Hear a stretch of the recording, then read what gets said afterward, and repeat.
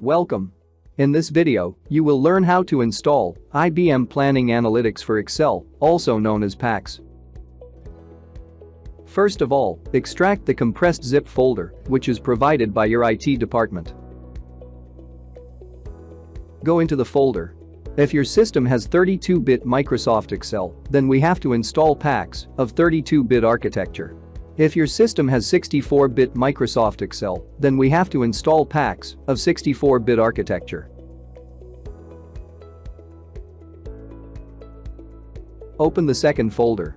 Right-click on issetup.exe and click on Run as Administrator option.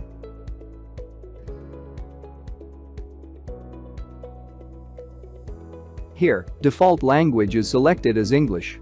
Click on Next button. Accept the IBM license agreement by selecting I agree option and then click on Next button. This shows you the path where IBM PAX is going to be installed.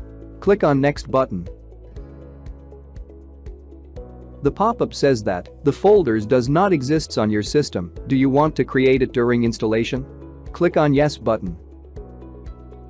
This shows the list of components going to be installed. Click on Next button. The shortcut folder will be created during installation. Click on Next button. This is the installation summary. Click on Next button. Now, the components will be installed on your system. This may take a while.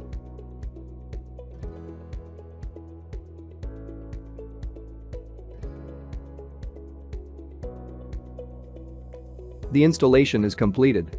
Click on Finish button.